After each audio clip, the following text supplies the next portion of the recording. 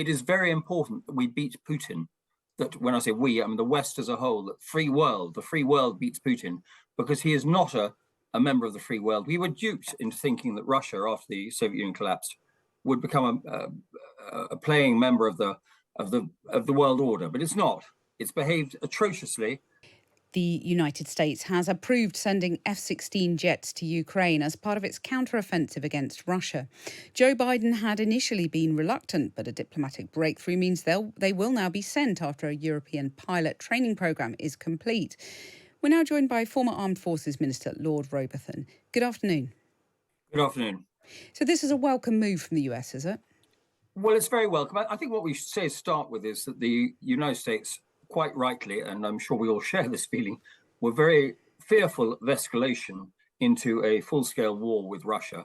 I'm afraid that what is now realized, that everybody has now realized, is that the Putin's invasion of Ukraine is basically, it's an existential threat to peace, European peace and prosperity, and indeed world peace and prosperity. And look what is happening with grain supplies to parts of Africa, and where Putin is using his leverage with African countries, and indeed, of course, with his oil. And so I think finally, and I don't blame them to a large extent, but finally the United States have woken up the fact that without air superiority, any Ukrainian counteroffensive, it has less chance of success.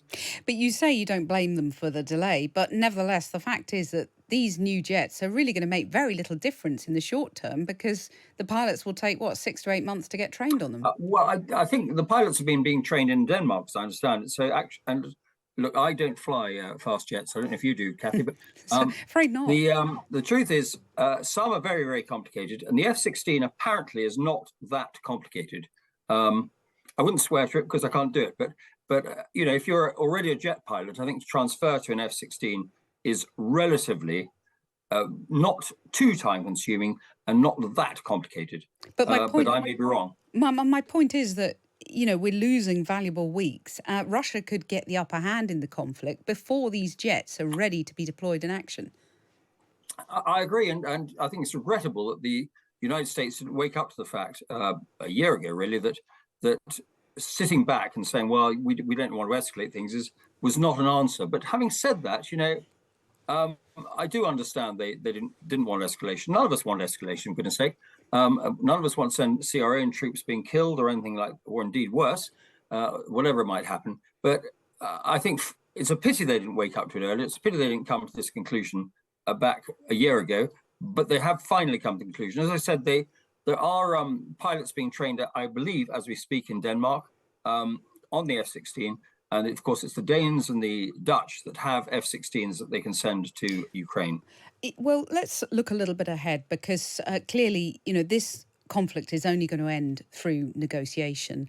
There's been some pretty controversial remarks from a number of quarters in recent days about how this conflict ends. Former French President Nicolas Sarkozy saying that Ukraine will have to accept Russian occupation of Crimea, for example. That's caused understandable anger. But the Chief of Staff to Jens Stoltenberg, NATO Secretary General, has also suggested Ukraine giving up some territory.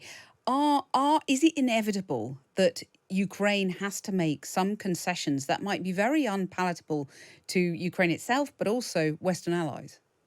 I don't think it's inevitable. I think what one needs to realize is that every war ends in some form of peace agreement. I don't necessarily think a negotiation. May I say, and I've always said this, it is very important that we beat Putin. That when I say we, I mean the West as a whole, the free world beats Putin, because he is not a member of the free world. We were duped into thinking that Russia, after the Soviet Union collapsed, would become a playing member of the world order, but it's not. It's behaved atrociously. We all know we've seen evidence of what has been happening in occupied Ukraine, torture and worse, a lot of massacre. Now, look, we have to beat Putin. And when I say we, I mean the free world has to beat Putin, because if he's still there, the threat has not gone away. We've got the Baltic states, we've got Poland, we've got wherever, and they know what a danger they're in. So we have to be prepared to beat Putin, and not to prevaricate. I'm afraid that too many statesmen, so-called, think, well, actually, you know, it'll be fine. We'll just have a negotiated peace and it'll go back to as it was before. It will not happen. We have to get rid of him.